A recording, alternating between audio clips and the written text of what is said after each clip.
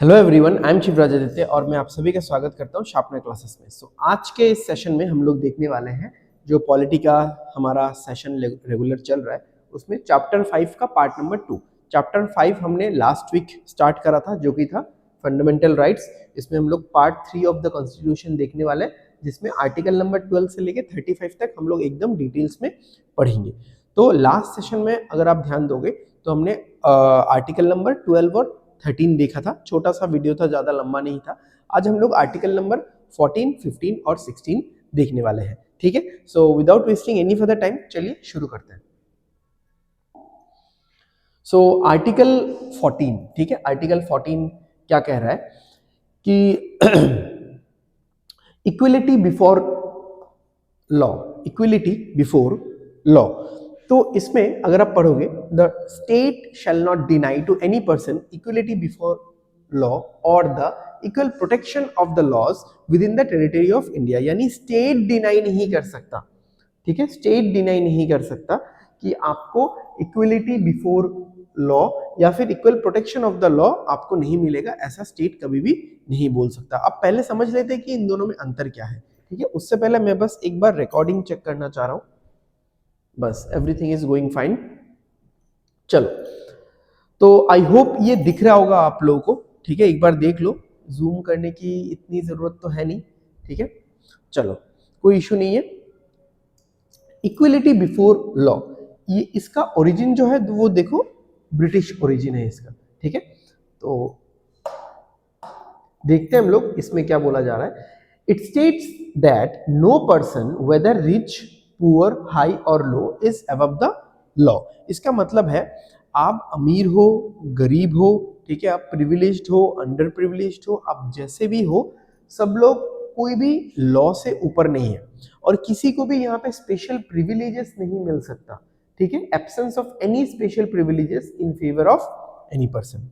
ठीक है, आगे क्या बोला है, equal subjection of all persons to be to the ordinary law of the land administered by the ordinary law courts. यानी इक्वल सब्जेक्शन, इसका मतलब ये है कि सभी लोग, आप अमीर हो, गरीब हो, प्रिविलेज्ड हो, अंडर प्रिविलेज्ड, सभी लोग लॉ के सामने सेम है, सबके लिए रूल लॉज एक ही बराबर है। राइट, अच्छा, अब इक्वल प्रोटेक्शन ऑफ लॉ क्या बोलता है। इक्वल प्रोटेक्शन ऑफ लॉ, इसका मेन मुद्दा ये है कि सरकमस्टेंसेस के हिसाब से आपको द स्टेट विल ट्रीट कि आपको कितनी सुविधाएं मिलनी चाहिए, कितनी नहीं मिलनी चाहिए। अगर आप गरीब हो तो आपको एक पर्टिकुलर लेवल ऑफ इनकम के बिलो अगर आप हो तो आपको हेल्थ बेनिफिट्स मिलेगा, आपको बाकी हाउस होल्ड चीज़ों में बेनिफिट्स मिलेगा, आपको जॉब में बेनिफिट्स मिलेगा। ठीक है, और अगर आप पहले से रिच हो तो आपको हेल्थ बेनिफिट्स की कोई ज़रूरत नहीं है। इसीलिए आप देखोगे कि सरकार की जितनी सारी स्कीम्स है वो क्या है, मतलब जो डिप्रेस्ड क्लास है, जो पुअर है, उनके लिए ही होता है। राइट, तो यहाँ पे ये बोला गया है, equality of treatment under equal circumstances both in privileges conferred and liabilities imposed by the laws. Thus, it implies that government can take affirmative action, जिसको हम लोग रिजर्वेशन भी बोल सकते हैं, इन favour of weaker sections of the society. ऐसा कोई depressed class है जिसको बहुत सालों से मतलब डिप्रेस्ड रखा गया है, अब उसके अपलिफ्टमेंट के लिए अगर सरकार बहुत सारे स्कीम्स और बहुत सारे बेनिफिट्स लेके आ रही है तो इसको हम लोग इस तरीके से नहीं मानेंगे कि यहाँ पे डिस्क्रिमिनेशन हो रहा है। ठीक है, ये जरूरी है जो मतलब सोसाइटी का जो एक स्टेबिलिटी है उसको बरकरार रखने के लिए। इसीलिए यहाँ पे बोला गया है, it states that the like should be treated alike without any discrimination. ठीक है, बाकी और कुछ और प्रॉपर्टीज है, मैंने आपको मेन मुद्दा बता दिया कि equality before law versus equal protection of law. तो इन दोनों में मेन मुद्दा क्या है, मेन चेंजेस क्या है। ठीक है, आई होप आपको समझ में आ गया होगा। चलिए हम लोग आगे बढ़ते हैं। यहाँ पे article 14 treats all the people all people the same in the eyes of the law. ठीक है, सभी लोग लॉ के सामने, लॉ के आंखों के सामने सभी लोग बराबर है, कोई इशू नहीं है। चलो, this provision states that all citizen should be treated equally before the law. यही चीज था, ठीक है, उसी को थोड़ा मतलब अलग अलग सेगमेंट में बताया गया है। The law of the country protects everybody equally under the same circumstances the law will treat people in the same manner. तो लॉ लॉ ऑफ द जो कंट्री है वो सबको एक ही नजर से देखता है, सेम सर्कमस्टेंसेस में। सर्कमस्टेंसेस अलग हो तो बात अलग है, बट सेम सर्कमस्टेंसेस में the law will treat people in the same manner. ठीक है, चलिए आगे बढ़ते हैं हम लोग। अच्छा, नेक्स्ट आर्टिकल में जाने से पहले थोड़ा रूल ऑफ लॉ देख लेते हैं। Rule of law basically first originated by sir Edward Coke, ठीक है, वो इंग्लैंड के थे। इसके बाद रूल ऑफ लॉ डॉक्ट्रिन जो एवी डाइसी सर ने डेवलप किया था, एंड उन्होंने अपने बुक में भी लिखा है introduction to the law of the constitution 1885। उन्होंने 3 प्रिंसिपल दिए थे। पहला प्रिंसिपल ये था कि एब्सोल्यूट सुप्रीमेसी ऑफ लॉ। इसका मतलब है कि लॉ ही सबसे बड़ा है, लॉ ही सर्वे सर्वा है।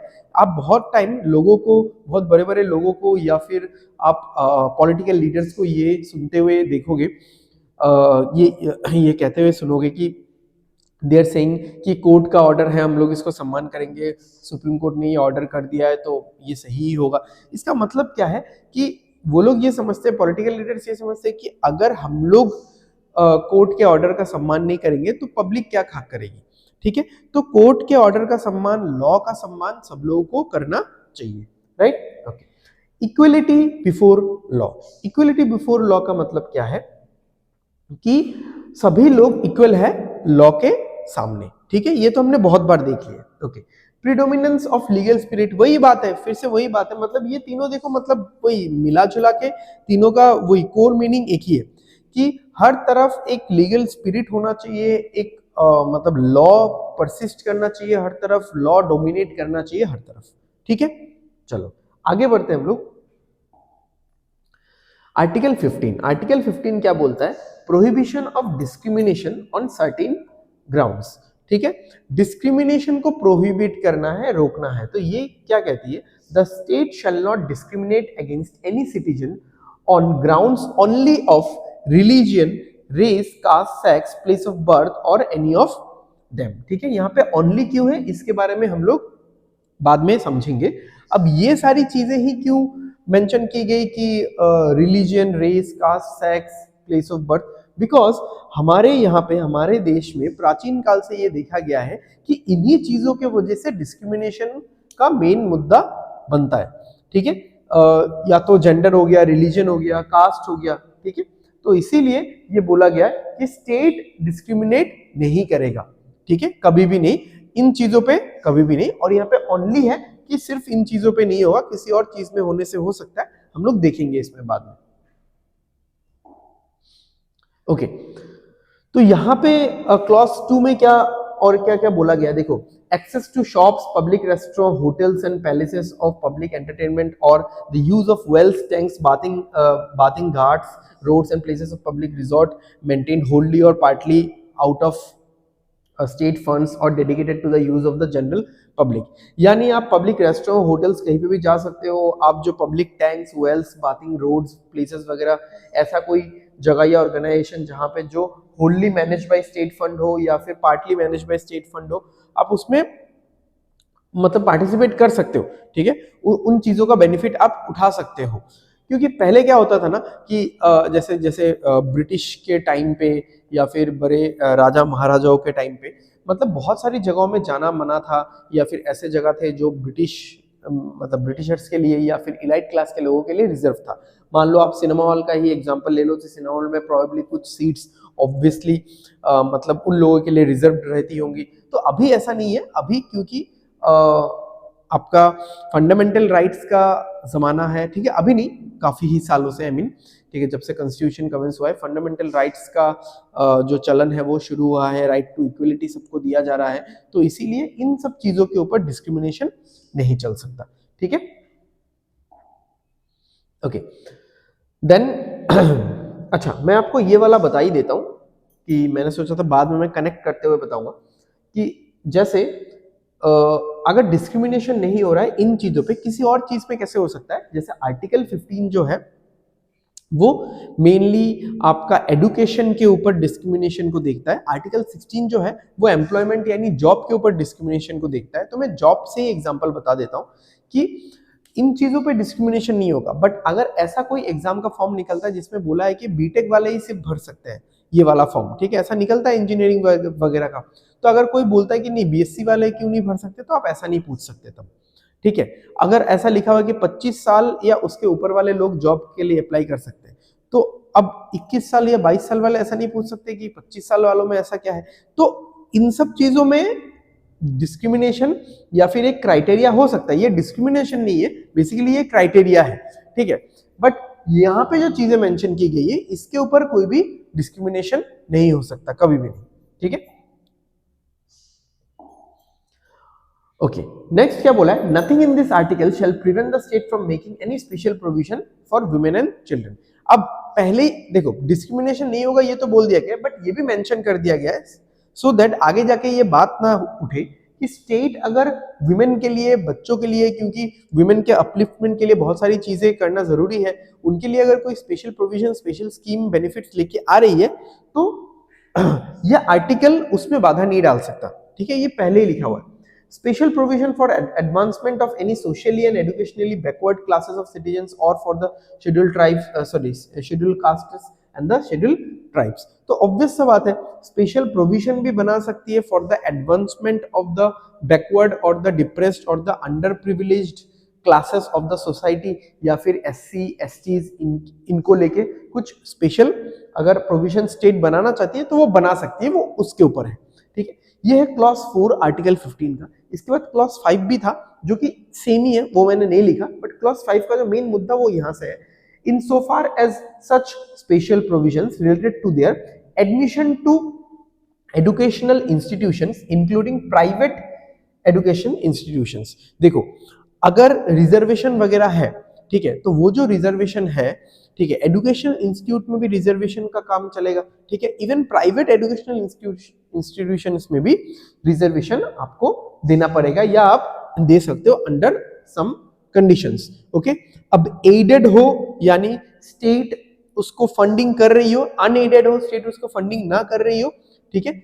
इन सब चीजों में आपको स्पेशल प्रोविजंस देखने को मिल सकता है। अगर स्टेट बनाना चाहती है स्पेशल प्रोविजंस तो ये आर्टिकल उनके रास्ते में नहीं आ सकता। other than the minority education institutions referred to in clause 1 of article 30। इसके बारे में हम लोग पढ़ेंगे जब आर्टिकल 30 पढ़ेंगे, बट अभी समझ लो माइनॉरिटी जो एजुकेशनल इंस्टीट्यूशन में वो तो है ही माइनॉरिटीज के लिए, तो उसमें कैसा और काहे का रिजर्वेशन, राइट। तो नंबर 3 और 4 इस बारे में बोलता है कि डिस्क्रिमिनेशन वैसे तो देखो नहीं होगा, बट अगर स्टेट कोई स्पेशल प्रोविजन बनाती है फॉर द डिप्रेस्ड क्लासेस, ठीक है, वुमेन हो, चिल्ड्रन हो, SC हो, ST हो, अदर बैकवर्ड क्लासेस हो, ठीक है, फॉर द अंडर प्रिविलेज्ड या डिप्रेस्ड क्लासेस, तो उसको ऐसा लॉ का आर्टिकल का वायलेशन नहीं मान सकते। तो यहां से आपको एक सेंस, एक फील आ रहा होगा equal protection of the law, जो कि सर्कमस्टेंसेस पे डिपेंड करता है, राइट। चलो आगे बढ़ते हैं। This article gives the government the authority to establish special provisions for the advancement of economically weaker group. और इसी आर्टिकल और इसी सेंस के साथ economically weaker groups of society including reservations in educational institution, इसी सेंस के साथ ये बनाया गया था, ये वाला रिजर्वेशन दिया गया था EWS का, ठीक है, जो कि 2019 में 103rd कॉन्स्टिट्यूशनल अमेंडमेंट एक्ट के जरिए दिया गया था, ठीक है। इसमें क्या दिया गया, 10% of the reservation must be set aside for EWS according to the article. This 10% of reservation is independent of any current reservation ceilings. अभी जो मतलब उस टाइम पे ये बोला गया था कि उस टाइम पे जितना भी रिजर्वेशन सीलिंग्स चल रहा था उससे पूरा अलग है, ये 10% अलग से है, ठीक है। अभी आप लोगों को होमवर्क ये है कि ये जो EWS जो है, EWS का क्राइटेरिया क्या है, आपको कैसे EWS का रिजर्वेशन मिल सकता है, क्या क्या रूल्स आपको फॉलो करना है, या फॉर्म फिलअप के टाइम आपको क्या क्या डॉक्यूमेंट्स शो करना है, ऐसा डॉक्यूमेंट्स नहीं, बेसिकली कि आपके पास ये होना चाहिए, आपका मंथली इनकम या ईयरली इनकम ऐसा होना चाहिए, तो क्या है वो आप मुझे कमेंट्स में सब लोग प्लीज बताना, ठीक है। देखते हैं कौन बता पाता है। चलो next is article number 16, equality of opportunity in matters of public employment. तो अभी आपको समझ में आ गया होगा कि आर्टिकल 15 जो है वो डिस्क्रिमिनेशन नहीं करता है, इक्वलिटी प्रोवाइड करता है जब कोई स्टूडेंट है या एडुकेशन के सेंस में, और आर्टिकल 16 इक्वलिटी प्रोवाइड करता है जॉब पब्लिक एम्प्लॉयमेंट के सेंस में। ओके, क्या बोला गया? There shall be equality of opportunity for all citizens in matters relating to employment और appointment to any office under the state. Equal opportunity होना चाहिए स्टेट के अंदर अगर कोई भी ऑफिस चल रहा है, ठीक है। Okay, no citizen shall on grounds only of religion caste, ये वही सारा चीज है, ठीक है, वही सारा चीज है। Be ineligible for or discriminated against in respect or any employment or office under the state. यही मैंने आपको एग्जांपल दिया था कि religion, race, caste, sex, descent, place of birth, residence, इन सारी चीजों पे बेस करके आप नहीं बोल सकते कि आप अप्लाई नहीं कर सकते जॉब के लिए। इन सारी चीजों के अलावा अगर कोई क्राइटेरिया है, ठीक है, चलो हो सकता है, वो एज हो सकता है, वो प्रोबेबली वेट हो सकता है, अगर आप आर्मी पुलिस फोर्स में ज्वाइन कर रहे हो, कोई आपका बॉडी का डिफॉर्मिटी हो सकता है, जैसे पुलिस या आर्मी वगैरह में कलर ब्लाइंडनेस का कुछ है, ठीक है, रेलवेज में भी है। तो इन सब चीजों पे अगर है, मेडिकल स्टैंडर्ड्स पे अगर है, एज पे अगर है, आपके एजुकेशनल क्वालिफिकेशन पे अगर है, तो अलग बात है, बट इन चीजों पे वो चीज अप्लाई नहीं होता है। Nothing in this article shall prevent parliament from making any law prescribing, ठीक है, prescribing ये सारा चीज। अगेन थोड़ा स्पेशल प्रोविजंस पे हम लोग बात करेंगे। अच्छा, यहाँ पे क्या लिखा हुआ है? In regard to a class or classes of employment or appointment to an office under the government of or any local or other authority within a state or union territory, any appointment as to residence within that state or union territory prior to such employment or appointment। यानी residence एक criteria होने से हो सकता है अगर state चाहता है तो, ठीक है, अगर स्टेट चाहता है तो इसके बेसिस पे कोई रूल या लॉ बनाने से बना सकता है। पहले एक लॉ था बट उसको बाद में हटा दिया गया, except for Andhra Pradesh and Telangana, ये तो अलग बात है, ठीक है, बट पहले एक लॉ था उसको हटा दिया गया।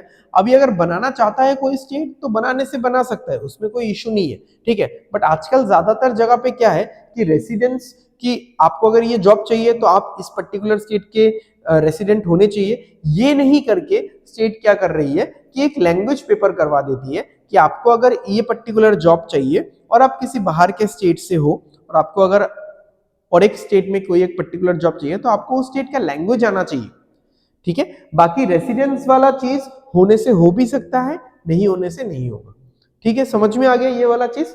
चलो आगे देखते हैं हम लोग। Nothing in this article shall prevent the state from making any provision for reservation of appointment or post in favor of backward classes। वही बात है कि अगर बैकवर्ड जॉब के अंदर भी, एम्प्लॉयमेंट में भी, अगर बैकवर्ड क्लासेस या अंडर प्रिविलेज डिप्रेस क्लासेस के लिए अगर कोई प्रोविजन स्टेट बनाना चाहती है तो बना सकती है, ठीक है। अच्छा, और एक चीज, nothing in this article shall affect the operation of any law which provides that the incumbent of an office in connection with the affairs of any religious or denominational institution or any member of the governing body thereof shall be a person professing a particular religion or belonging to a particular denomination।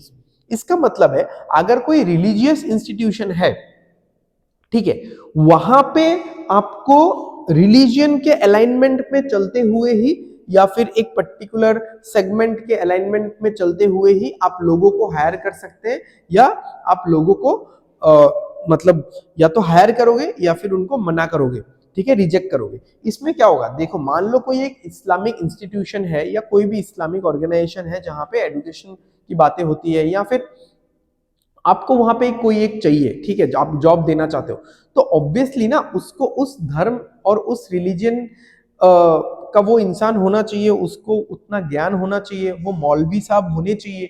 जैसे राम मंदिर अभी हाल ही में बना है, अब वहां पे अगर ऐसा कि वहां का जो प्रीस्ट होगा, पंडित होगा, उनको वेद का ज्ञान होना चाहिए, उपनिषद का ज्ञान होना चाहिए, संस्कृत के बहुत बड़े ज्ञानी होने चाहिए। अगर ये सारा चीज आपके पास नहीं है, ठीक है, आप एक सिंपल ग्रेजुएट हो, एक नॉर्मल पब्लिक हो, ठीक है, आप जाके वहां पे वो फॉर्म फिलअप नहीं कर सकते या नहीं बोल सकते कि हाँ चलो मैं इसमें पार्टिसिपेट करना चाहता हूं, मुझे क्यों रिजेक्ट किया जाएगा या ऐसा डिस्क्रिमिनेशन क्यों।